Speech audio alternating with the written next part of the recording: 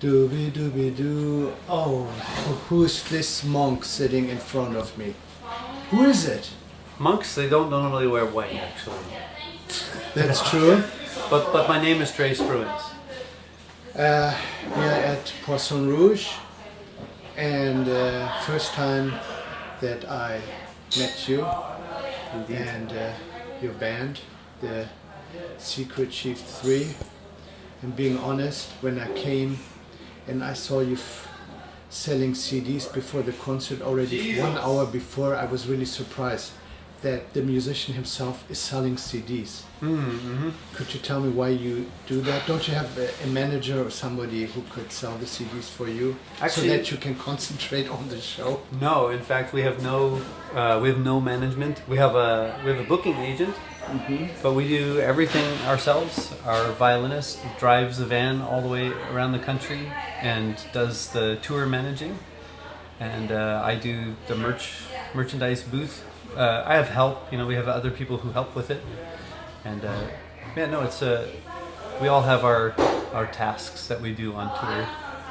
It was really interesting listening to your music. So many things happened, musically and also visually. Yeah. And of course, I'm also like you, eclectic, which means, the 3 Mustafas are back. I mean, Secret, even you, is it maybe from Mustafa 3 that you got your band's name? That's a funny question. I mean, 3 Mustafas 3 it's actually a little bit before my time. Yeah, it is. And so you know that band? I know of it now. I know of it. I've heard of them, and I've heard people referring to them. I don't really know their music. Yes. But oh, really? Not really. No. Yeah, I missed it. But it's interesting, because there's something in common. But you know what? I don't know. I don't know of any band here in New York sounding like you. Is it a typical California thing? Because I could hear Frank Zappa, I could hear Resident, Snakefinger, Buckethead, and then was it the Sunshine City Girls, Sun City Girls? Yeah. This out of all the ones you mentioned, this is the closest probably to our heart, because we were friends with them and great admirers of Sun City Girls. And actually, I've known Buckethead a very long time too. So maybe something in the air, I guess. I didn't really listen to Frank Zappa so much. Oh, Again, really? I missed.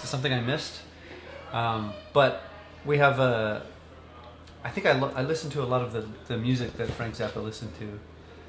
So there's that. I don't know. Maybe there is. I used to deny this thing about California, but maybe there's something about being on the West Coast, that makes it natural to do these things. It doesn't even feel eclectic to me. It just feels natural to do what we do. But I do hear that reaction everywhere we go. So I have to accept. Yeah, there's probably something about the West Coast that just makes it normal to do the kinds of things that we're doing. Well, I don't know whether April told you, but I'm Iranian. Yes, of course. So, being myself a musician, I use only Iranians are named Sohrab. No, actually, if you go to Pakistan or North India or so, they have the name. Oh, too. yeah? Yes. Okay. Have you Sohrab and Rostam? Yes, Rostam is my father. Good. See.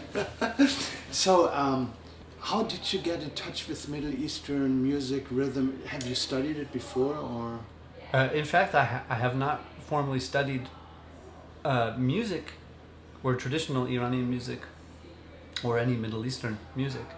But what brought me to it was coming to the end, in my opinion, the end of Western philosophy, when after Nietzsche came phenomenology. Yes. And with phenomenology, the most profound Western phenomenological philosophers, in my opinion, referred back actually to the Safavid era Iranian philosophers. So it was through them that I discovered Sohrawardi and Mullah Sadra and Mir Damad, and So I read this, and to me it makes so much sense, not just to the rational intellect, but it opens other channels, other dimensions that I think are very important that in the West have been lost or mostly forgotten, or maybe just ignored. And so I became very interested in that, which also inevitably also led me to read the Greek philosophers in a different way, to read Pythagoras, and to know that Pythagoras and even Aristotle, the way they're interpreted by the later Iranian philosophers, is very important, you know, and the way Pythagoras and Plato and Aristotle and Plotinus are read in the Western Latin, you know, world is quite different, and I've in fact disagree with that perspective. I discovered, you know, and I discovered that I really resonate well with the way the Iranian philosophers understand that material. So that led me, because it's generally, this kind of philosophy is a musical understanding. It's inevitable that it uses musical metaphors to describe certain philosophical concepts. This is what led me actually to the music that we do. But Trey, now, your music's totally instrumental, right? Yes. And you don't talk to people from stage. No.